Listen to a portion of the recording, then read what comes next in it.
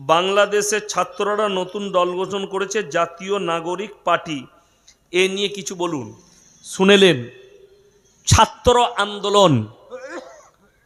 আজকে পড়াশোনার মান ভারতবর্ষ নয় পৃথিবীতে নষ্ট হয়েছে সব দেশে একটাই কারণে, যখন স্টুডেন্টরা রাজনীতিতে যুক্ত হয়েছে। আপনারা জানেন আমাদের পার্শ্ববর্তী একটা দেশ আছে যার নাম হচ্ছে চাইনা। নাম শুনেছেন না শুনেননি? চাইনা। গত 7 বছর আগে চাইনার একদল স্টুডেন্ট, কলেজ স্টুডেন্ট, তারা সরকার জিনপিং সরকারের বিরুদ্ধে আন্দোলন করেছিল। জিনপিং সরকার তার প্রশাসনকে অর্ডার দিল, বিএসএফকে গুলি চালিয়ে গুঁড়িয়ে দাও, বুলডোজার চালিয়ে দাও, ট্যাঙ্কার দিয়ে গুঁড়িয়ে দিল। আমেরিকা চোখ রাঙালো। জর্জ ডব্লিউ বুশ সে বললে, শোনো, ছাত্রদের ওপরে তুমি আঙ্গুল তুলেছ, তোমার রেহাই নাই। চাইনার জিনপিং সরকার বললে, শোনো, এটা আমার অভ্যন্তরিক ব্যাপার, এখানে নাক গলাতে এলে যুদ্ধ করতে হবে। চাইনাই সব থেকে টেকনোলজিতে এখন আগে কে? চাইনা। তার কারণ একটাই, ছাত্রদিকে স্টুডেন্টের মতো রাখতে দিয়েছে। যে বাংলাদেশে মুসলিম মেয়েরা ন্যাংটো হয়ে আন্দোলন করে যে আমরা স্বাধীনতা চাই, পাক স্বাধীনতা চাই, আমরা যা ইচ্ছা তাই পোশাক পরব, সেই দেশের উন্নতি কি করে হতে পারে? যে দেশে আলেমরা স্টেজের মধ্যে বেজ্জতি হয়, আলেম দিকে একটা সাধারণ লোক এসে বেজ্জতি করে, কেমন করে সেই দেশের উন্নতি হতে পারে? আপনারা ইমানদারির সঙ্গে বলুন তো। আমি আমার জীবনে 18টা বছর জলসা করছি, গোটা পশ্চিমবাংলা নয়, গোটা ভারতবর্ষ জুড়ে, তথা বোম্বাই, গুজরাট, তথা ত্রিপুরা, আসাম, মেঘালয়। আমি হায়দ্রাবাদে জলসা করেছি, ইন্দোরে জলসা করেছি। ইন্দোরে যখন জলসা করতে গেছি আমি প্রথমবার, তখন আমার নামে থানায় অভিযোগ হয়েছে, এই বক্তা ওহাবি বক্তা, এই বক্তা বাংলাদেশি বক্তা। আমার জন্য বাংলাদেশি তাকমা পর্যন্ত দিয়েছিল কারা? এক শ্রেণীর জিলাপি হুজুর। এই মালকে ইন্দোরের মাটিতে জলসা করতে দেওয়া যাবে না। তারপরে আমি যখন পৌঁছালাম এয়ারপোর্ট থেকে নেমে, বিশ্বাস করুন আমি এত খুশি হয়েছি। সেখানে আমার আধার কার্ড আমি হোয়াটসঅ্যাপে করেছিলাম। তারা দেখার পরে সেখানকার এসপি সাহেব তিনি অর্ডার দিয়েছিলেন জলসা হবে, আমার প্রশাসন দাঁড়িয়ে থাকবে। বিশ্বাস করুন আমি যখন জলসা করলাম 3 ঘন্টা 2.5 ঘন্টা বায়ান করেছি। বায়ান করার পরে টাইম শেষ, যতটা পাস ছিল ততক্ষণ পর্যন্ত। কিন্তু খুদ যে অফিসার দাঁড়িয়েছিল সে বললে, স্যার हमको बहुत अच्छा लग रहा है और 10 मिनट बोल दीजिए। জোরে বলুন না সুবহান আল্লাহ। আমি আরো 10 মিনিট বললাম, কিন্তু এতদিন পর্যন্ত বাংলার মাটিতে এত জলসা করেছি, কোন স্টেজে কোন নেতা আমাদেরকে সাহস হয়নি যে অপমান করি। ঠিক বললাম না ভুল বললাম? আমি রাজনীতির কথাও বলি, শুনেছেন না শুনেননি? আমি রাজনীতিবিদদের বিরুদ্ধেও বলি, সরকার অন্যায় করলে সরকারের বিরুদ্ধে বলি। কিন্তু আমি দেখতে পাই বাংলাদেশের মাটিতে বাংলাদেশের মানুষ জানে না ইয়াসিন সাহেব দাওয়াত নিয়েছিলাম এই বছরে, আমি কেন যাইনি? আমার কাছে লিখিত কাগজ লাগবে। আপনি স্টেজে ফুল ফর্মে কথা বলবেন, কারো বাপের হিম্মত হবে না যে আপনার বায়ানে বাধা দিই। আমি আমার ইচ্ছা মতো কোরআন হাদিসের কথা বলবো। তাতে রাজনীতির ভেতরে ঢুকতে হলেও আজকে অনেক মানুষ মনে করে আপনারা মৌলী সাহেব মানুষ, এটা জলসা কোরআন হাদিসের স্টেজ, আপনারা কেন রাজনীতির কথা বলবেন? আমি তোমাকে জিজ্ঞেস করতে চাই, যদি এই স্টেজে রাজনীতির কথা মানুষকে না বুঝাতে পারি, তাহলে একজন রাজনীতিবিদ ইসলামকে নিয়ে কি করে চিনিমিনি খেলতে পারে? ইসলামের বিরুদ্ধে কি করে বলতে পারে? একটা রাজনীতির মঞ্চ থেকে ইসলামকে কি করে টার্গেট করতে পারে? এখনো পর্যন্ত একটাও আন্দোলন হয়নি। তন্ময় ভট্টাচার্য সিপিএমের একজন নেতা, সে নবীজিকে বলেছেন সে এক হাতে তলোয়ার, সে যোদ্ধা ছিল, সে কোনো ইসলাম প্রচারক ছিল না। এখনো পর্যন্ত কোনো মৌলবি আন্দোলন করেনি। যদি কেউ আন্দোলন করেছে এই জলসার স্টেজ থেকে ফেসবুক আর ইউটিউবের মাধ্যমে এই বাপের বেটা ইয়াসিন করেছে। আমি তাকে গালি দিয়েছি, আমি তাকে বলেছি বাপের বেটা হলে আমার সঙ্গে বসো, যদি হারামের আওলাদ না হও একবার আমার সঙ্গে বসো। প্রতিনিয়ত নাজিয়া ইলাই খান বলে একটা মেয়ে ইসলামকে গালি দিচ্ছে, মৌলবিদিকে গালি দিচ্ছে। আর শফিকুল বলে আরামবাগে এক হারাম আওলাদ আছে, সে নিজেকে বলে মুসলিম কিন্তু একে মুসলমান বলা যাবে না। আমি তার কাছে টাইম চেয়েছিলাম, বাপের হিম্মত থাকলে আমার সঙ্গে 10 মিনিট বসো, যে কোনো জায়গায় বসবে। আমার 100টা ইউটিউবার থাকবে, তোমার যতগুলো দালাল মিডিয়া আছে ডাকবে, আমি 10 মিনিটের ভেতরে প্রুফ করাবো ওটা কাফের, ওটা মুশরিক, ওটা বেঈমান, এ মুসলমানই হতে পারে না। যারা আল্লাহর বিরুদ্ধে বলবে তার বিরুদ্ধে আমি বলবো না, বড় কষ্ট লাগে। নুসরাত জাহান বলে একজন এমপি ছিল, 2 বছর আগে दिल्लीতে গিয়ে এক মিডিয়ার সামনে বলেছিল, ये मौलवी लोगों को कुछ पता नहीं इस्लाम के बारे में। मेरा बाप हाजी साहब है, मेरा बाप भी नमाजी है, लेकिन मैंने बताया था सुन लो, अगर हिम्मत है तो हमसे बैठो। तुम सबसे बड़ा नालायक हो, तुम तो कहती हो कि मैं मुसलमान हो। আমি বলেছিলাম তোমার যে বাচ্চাটা আছে তার বাপটাই ঠিক নাই, এটা আমি বলেছিলাম, বাপের বেটা। আমি ফিরহাদ বাবুকেও ছাড়িনি। যারা মনে করবেন আমার বয়ান শুনে এটা হয়তো একটা দলের চাটা পা চাটা গুলাম, তারা ভুল বলছেন না। আর আমাকে যদি রাজনীতিতে নামতে হয়, আমি আল্লাহর কসম খেয়ে কোরআনকে সাক্ষী রেখে বলছি, আমি কওমে মিল্লাতের জন্য নামবো। আমাকে যদি নামতে হয় তা আমি আপনাদের জন্য রাজনীতিতে নামবো, যারা মুসলমানের বিরুদ্ধে আগুন উগলাচ্ছে। আজকে দুঃখ লাগে, বেদনা লাগে। কোরআন শিক্ষা দিয়েছে। আমি কালকে সাগর দিঘির মাটিতে বলেছি, ওয়ালা তাসুব্বুল্লাযীনা ইয়াদউনা মিন দুনিল্লাহ ফায়াসুব্বুল্লাহ আদওয়াম বিগাইরি ইলম। তোমরা কারো দেবদেবীকে গালি দিও না, কারো ধর্মকে গালি দিও না।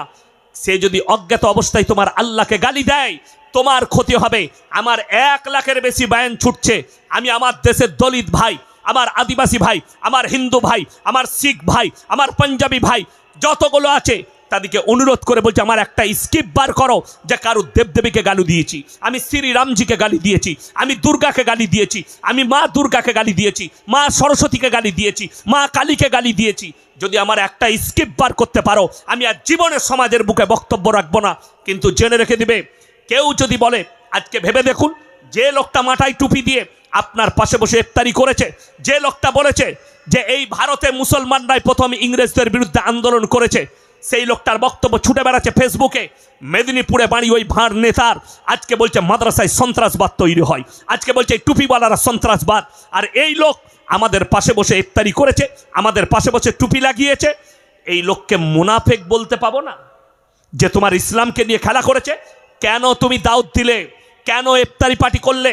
আমি সেদিনে বলেছি, আমার দেশের হিন্দু মুসলিম ভাইদিকে বুঝতে হবে, যদি কোনো হিন্দু নেতা আপনার ইফতারিতে আসে আর বলে ইফতারি ভালো, ইসলাম শান্তির ধর্ম, তার নাম গিরগিটি, আপনার ভোট পাওয়ার জন্য এসছে। কালকেই যদি ও হেরে যায়, দল পাল্টালে তার মুখের ভাষা পাল্টিয়ে যাবে, যেমন মেদিনীপুরের একটা নেতার পাল্টিয়ে গেছে। কালকে ইসলাম ভালো ছিল, কালকে মাদ্রাসা ভালো ছিল, কালকে মাদ্রাসা থেকে আন্দোলন শুরু হয়েছে, এই কথা তার মুখের বায়ান ফেসবুকে আমিও শেয়ার করেছি বায়ানটা। আজকে সে বলছে মাদ্রাসায় সন্ত্রাসবাদ তৈরি হয়।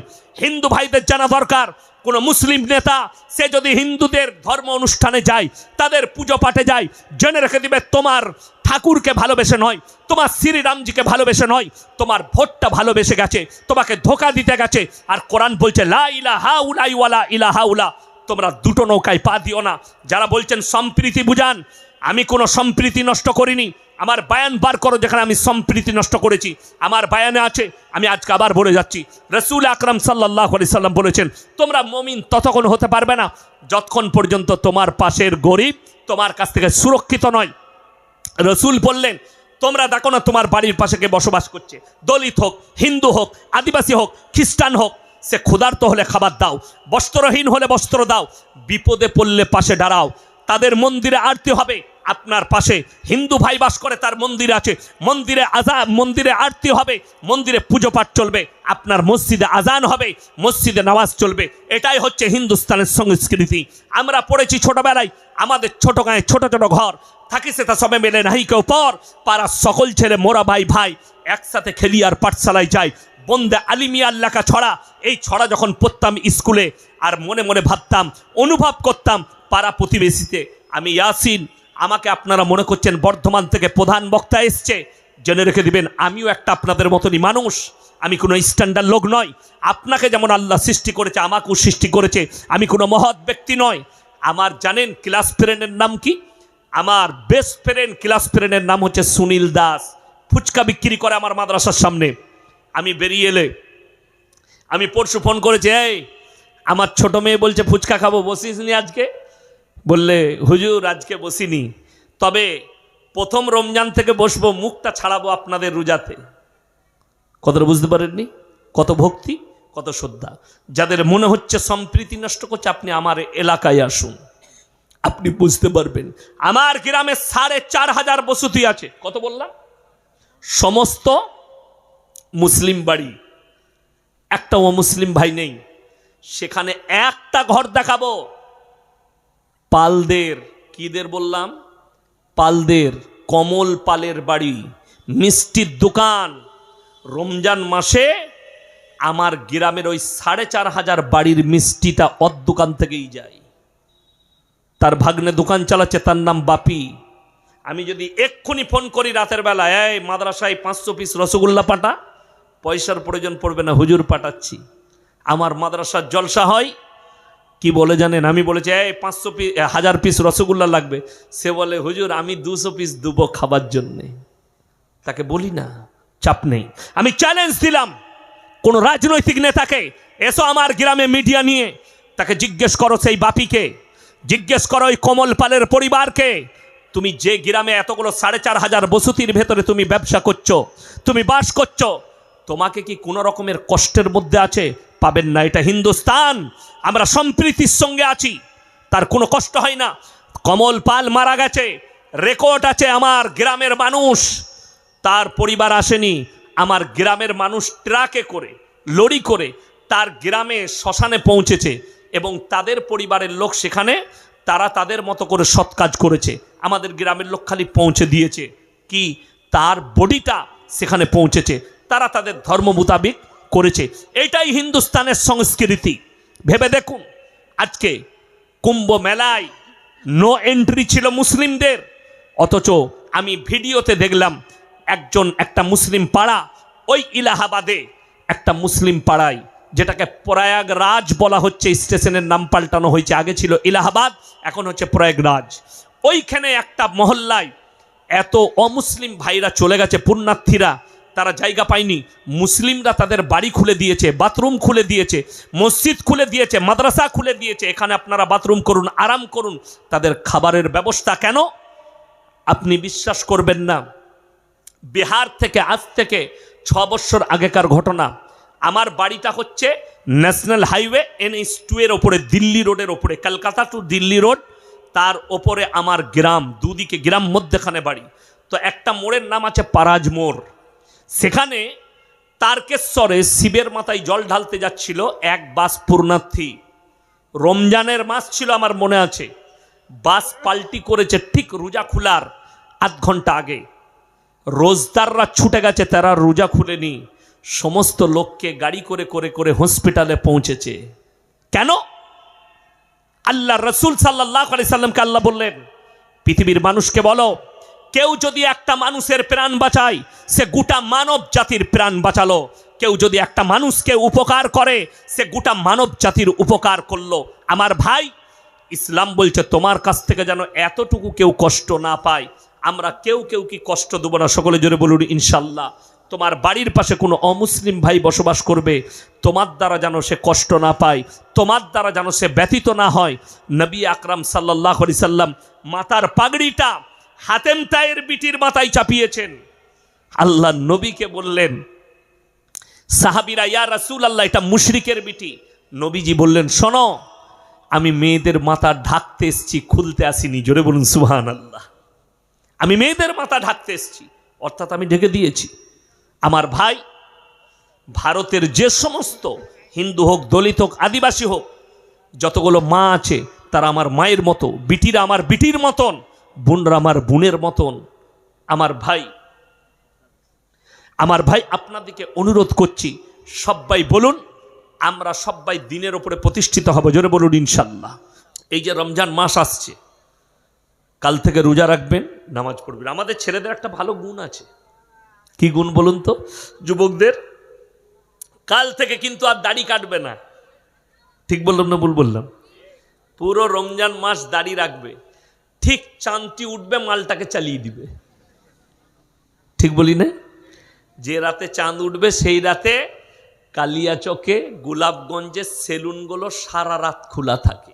শুধু এইখানে নয়, গোটা পশ্চিমবাংলায় চাঁদ রাতে ভারতবর্ষে বোম্বাই, দিল্লি, গুজরাট, বাংলা, কলকাতা, বর্ধমান, মালদা সারা রাত খোলা। কেন? সারা বৎসর হারামখোর ইবাদত করেছে, আল্লাহর কৃপায় দাড়ি রেখেছে, কিন্তু হারামখোর ওই দিনে চাঁদ উঠেছে মানে আজকে চালিয়ে দে, কালকে শ্বশুর ঘর যাবে। দাড়িগুলো সাফাই না। আপনি রমজান মাসে নিয়ত করলেন আল্লাহ দাড়িতে আর হাত রাখবো না, কৃপা আল্লাহর হয়েছে, নিয়ত করলেন জীবনে আর দাড়ি কাটবো না। কথাটা বুঝতে পেরেছেন না পারেন? সবাই নিয়ত করবেন তো, জোরে বলুন ইনশাআল্লাহ।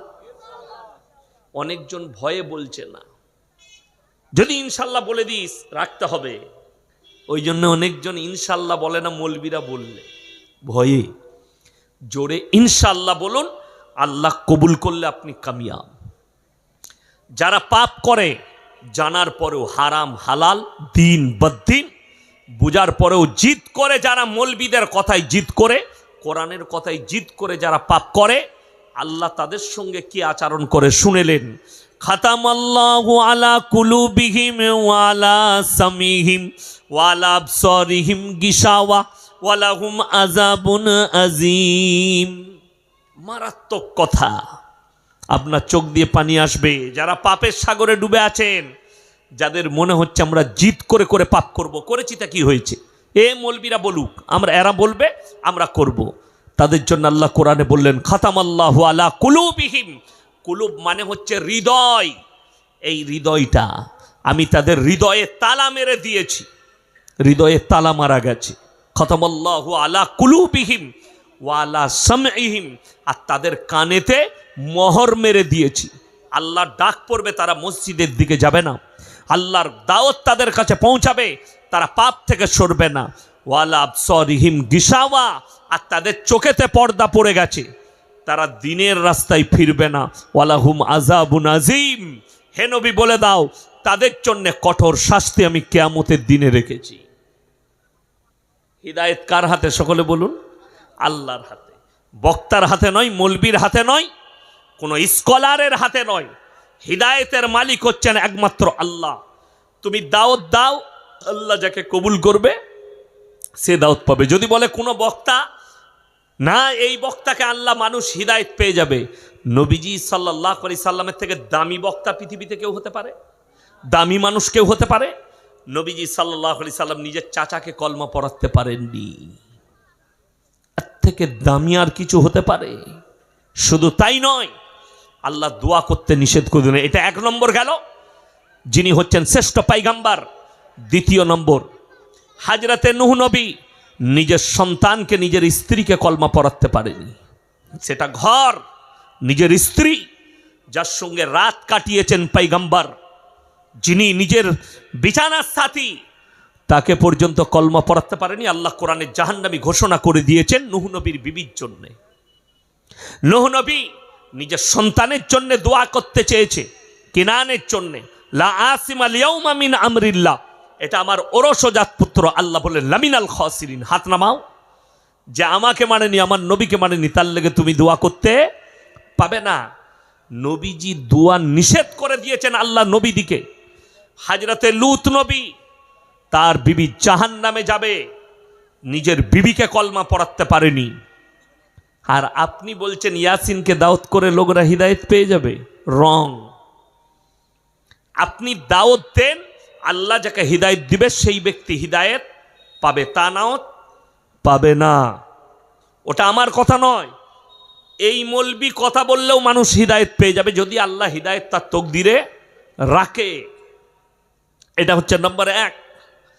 দ্বিতীয় নম্বর, পৃথিবীতে যতগুলো মানুষ আছে, একটা মানুষও সবল নয়, সবাই দুর্বল। একটা মানুষকে আল্লাহ সবল করেনি, সবাইকে নিজের কাছে আল্লাহ দুর্বল রেখেছে। ইন্নাল ইনসানা খুলিকা হালুয়া, আমি মানুষকে অসহায় আর দুর্বল সৃষ্টি করেছি, এরা যেন নিজেকে সবল না মনে করে। কেউ নেতা হোক, কেউ মাস্তান হোক, যে যত বড়ই হয়ে যাক, যার কাছে যত শক্তি আসুক, একটা কথা মাথায় রাখবেন, আল্লাহর শক্তি সব থেকে শ্রেষ্ঠ। ফেরাউনের থেকে বড় মরদ এখন পৃথিবীতে কেউ নেই।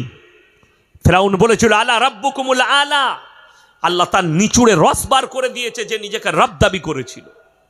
বর্তমানে যারা মনে করছে আমার থেকে বড় শক্তিশালী কেউ নেই, যারা মনে করছেন আমার কাছে বন্দুকের পাওয়ার আছে, শক্তি আছে, ফোর্স আছে, আমার গার্ড আছে, জেনে রেখে দিবে তোমার থেকে বেশি সৈন্য সামন্ত ছিল ফেরাউনের, তোমার থেকে বড় লস্কর ছিল ফেরাউনের, ফিরাউনের কাছে শারীরিক শক্তিও ছিল, সামরিকও ছিল।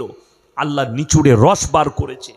জমিনের ওপরে অহংকার কেউ করবেন না, সকলে জোরে বলুন ইনশাআল্লাহ। লা ইয়াদখুলুল জান্নাতা কত্তাতুন, যারা চগলখোর হবে আর অহংকারী হবে তারা কোনোদিন জান্নাতে প্রবেশ করবে না। যে জমিনটাই চলছেন, জমিন কার? কথা বলে না? আল্লাহর। হাওয়া কার? অক্সিজেন কার? আপনার শরীরটা কার? আল্লাহর। যদি আপনি নিজের ইচ্ছায় বেঁচে থাকতে না পারেন, আপনার কোনো মূল্য নাই। আপনাকে ভাবতে হবে, আমি যদি নিজের ইচ্ছায় বেঁচে না থাকতে পারি, তাহলে জানতে হবে আমার এই শরীরের মালিক অন্য কেউ, তিনি হচ্ছেন সৃষ্টিকর্তা। তার মানে তার হুকুম মানা আপনার জন্য ফরজ, জরুরি।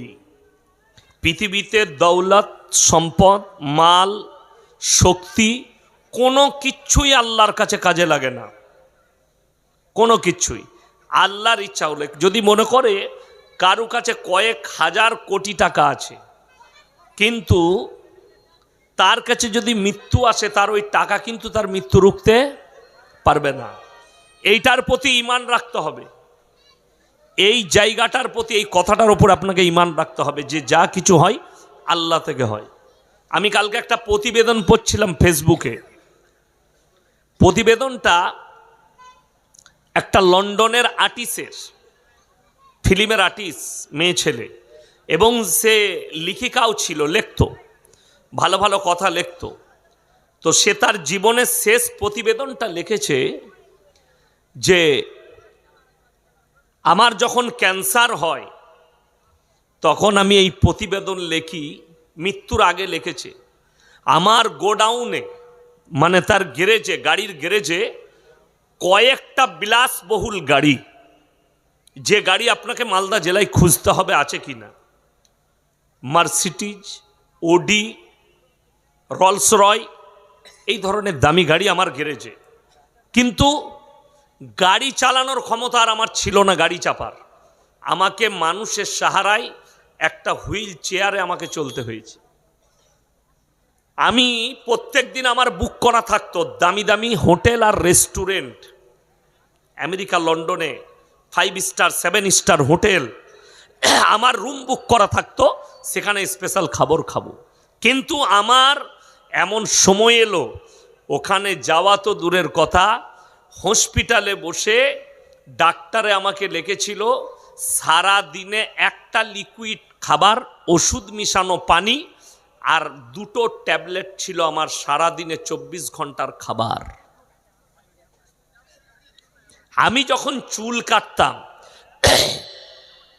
লন্ডন আমেরিকার দামি দামি সেলুনওয়ালারা চুল কাটতো, এক এক দিনে কয়েক মিলিয়ন ডলার লেগেছে আমার চুল ঠিক করতে, নিজের চুলগুলো কালার করতে, ঠিক করতে। কিন্তু এমন সময় এলো, মাথায় আমার আর চুলই রইল না। কেমন নেওয়ার পর আমি ন্যাড়া, আমার মাথার চুল উড়ে গেল। শেষকালে যে শব্দটা লিখেছে যে পৃথিবীর যা কিছু আছে তার মধ্যে সব থেকে সত্যটা হচ্ছে মৃত্যু। পৃথিবীর যে কোনো ধর্মের মানুষ হোক, যে যে ধর্মেরই অনুসারী হোক, সবাই একে অপরকে অস্বীকার করতে পারবে, মৃত্যুকে পৃথিবীর কেউ কিন্তু অস্বীকার করতে পারবে না। মৃত্যু অনিবার্য, আপনি যেখানেই থাকুন, লোহার ঘরে থাকুন, যে কোনো জায়গায় ঘেরাটোপে থাকুন, মালাকুল মউত আপনার কাছে পৌঁছাবে। কোরআন শুনেলেন, মানুষের যতদিন শক্তি আছে শক্তি প্রয়োগ করে। আল্লাহ কোরআনে একটা মারাত্মক দামি কথা বলেছেন, ওয়ালাউলা ইজা বালাগাতিল হুলকুম আনতুম হিনা ইজিন তানজুরুন। মানুষের অবস্থা বর্ণনা করেছে কোন সময়ে। এখন আমার কাছে বল আছে, শক্তি আছে, আমি মুখের তোড়ে শরীরের জোরে যা কিছু হোক বলছি।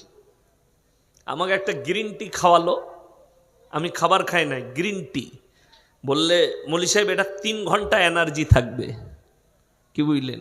এরকম বহুজন বহু এনার্জি মাল খাচ্ছে, শরীর যেন ভালো থাকে, চাঙ্গা থাকে, কি বুঝলেন? বহুজন বহু রকম ব্যায়াম দেখাচ্ছে, জিম করছে, কিন্তু আমি আল্লাহর কসম খেয়ে বলছি, আল্লাহ না চাইলে কিচ্ছু হবে না। ওষুধ, খাবার, সব বাহানা। হালাক শব্দর অর্থ হচ্ছে এই জায়গাটা, এখানে একটা হাড় আছে, সবারই আছে না নাই? হাত দিয়ে দেখুন, হাড় আছে। এইটাকে হালাক বলা হয়েছে। ওয়ালাউলা ইজা বালাগাতিল হুলকুম, হুলকুম আরবিতে হালাক। যেখান থেকে কোরআনে আছে, আরবিতে দুটো শব্দ আছে একই রকম কিন্তু উচ্চারণ আলাদা, মাখরাজ আলাদা, কফ আর কাপ। কি কি বললাম? কফ কাপ, দুটোর মাখরাজ আলাদা, দুটোর উচ্চারণ বেরোনোর জায়গা আলাদা, দুটো সিফাত আলাদা। এই কফ শব্দ বেরোয়, এটা হচ্ছে বীজ হালাক। একটা আছে হা আর একটা আছে হা। কটা বললাম? দুটো। একটা হা, হাটা কোথা থেকে? সুরু হালাক, সিনে থেকে। এটাকে সুরু বলা হয়েছে, সুরু হালাক। যারা কিরাত পড়েছেন, যারা আর মানে আর কি কিরাতের মাসলা পড়েছে তারা জানে। হা সিনে থেকে, আর দরমিয়ানি হালাক হা, হা এখান থেকে। কি বুঝলেন? সুরু হালাক, এই শেষ হালাক। এইখান থেকে কাফ আর কফ, এই মিডিল পয়েন্ট থেকে।